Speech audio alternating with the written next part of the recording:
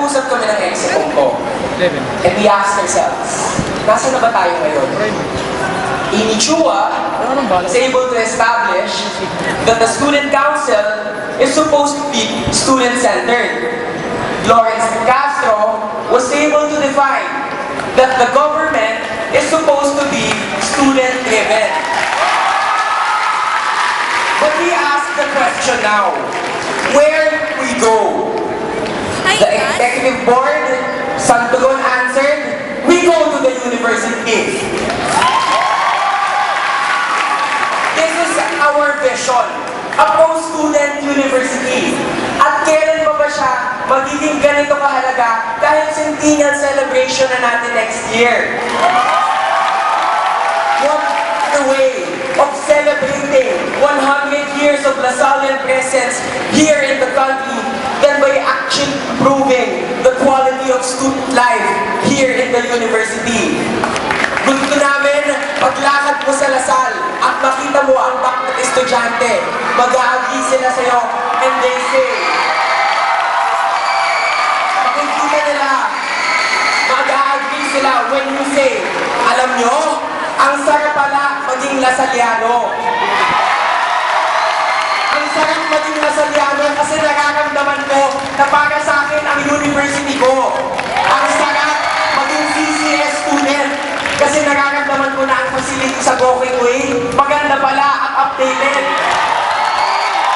Ang sarap pala maging CED student kasi nakikita ko kung paano ako makakakontribute sa society kapag educator na ako.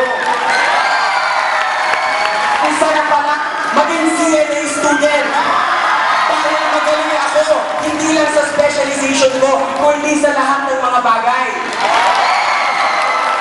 Ang sarap pala maging engineering student dahil sobrang galing ng quality ng student services natin. Ang sarap pala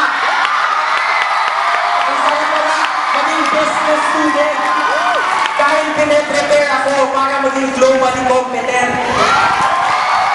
Ang sarap pala maging COS student dahil naiintindihan ako ng academic developments ko. Maging SOE student dahil may boses ako sa national economic issues. Ang sarap palang maging estudyante dahil alam ko pag ng problema ako sa tuition at hindi ako makapagbayad ng thesis kapag nasalanta ako, meron nang tutulong sa akin.